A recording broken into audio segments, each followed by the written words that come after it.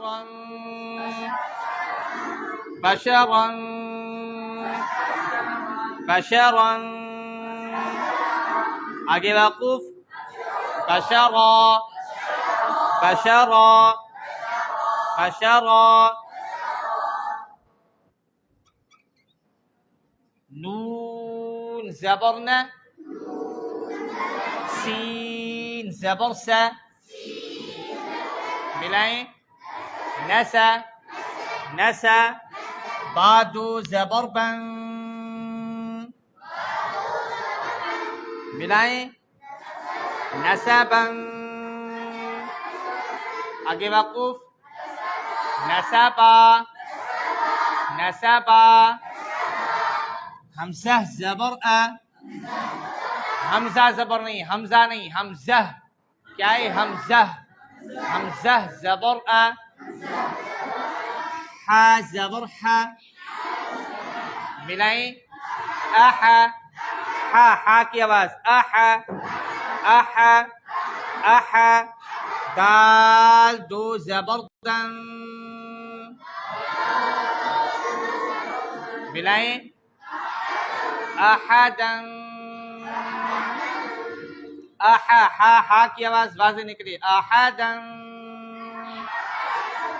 آگے وقوف احدا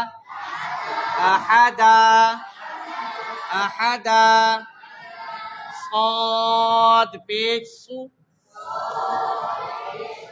حا پیش حو ملائیں سوحو صاد کو موٹا کرو حا کی آواز کو واضح کرو سوحو سوحو سوحو فادو زبر فن یعنی جب بھی آپ پڑھائیں تو آپ کا جو توجہ ہے پورا بچوں کے طرف ہونا چاہیے جو بچہ کوئی شرارت کر رہا ہے کوئی نہیں پڑھ رہا ہے کوئی سیدھا نہیں بیٹھ رہا تو یعنی ادھر بھی آپ پڑھائیں جو اچھی اساتذہ کی یہ سب سے بڑی نشانی ہے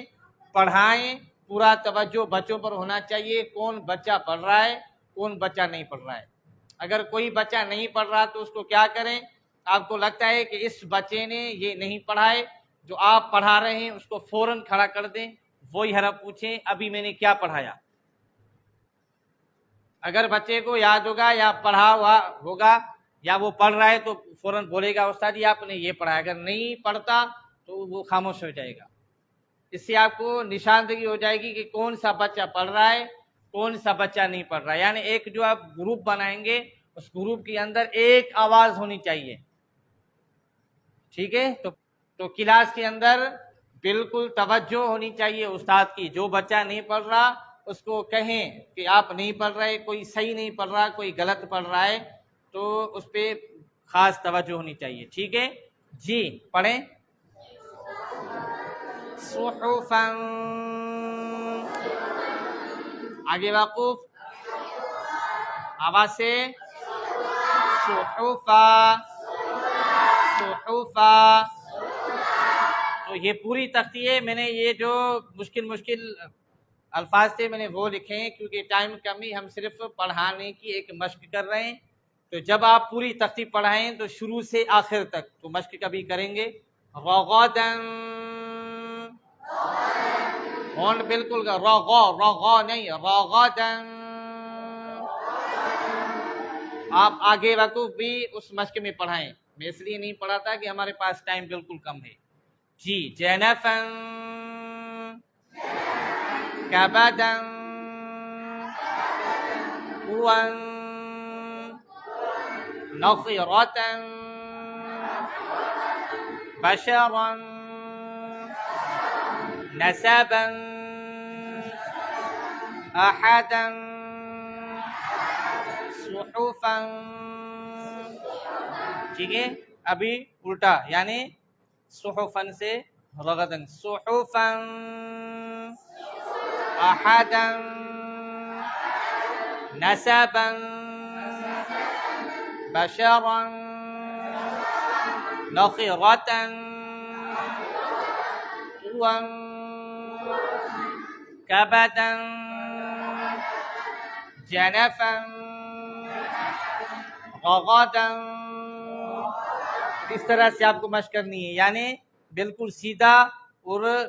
ऊपर से नीचे की तरफ, नीचे से यानी शुरू से आखिर तक, आखिर से शुरू तक,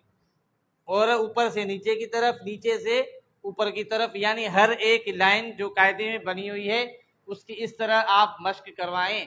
तो इस तरह से आप अगर मशक करवाएंगे हर एक तख्ती की, तो इंशाल्लाह मैं उम्मीद करता हूं कि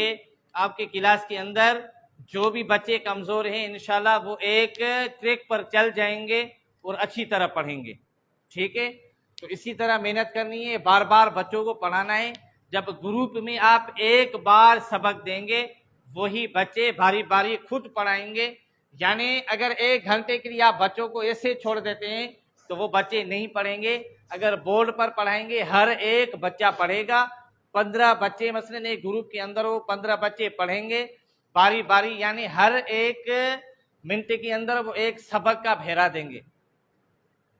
तो बोर्ड का सबसे बड़ा जो फायदा है वो ये है।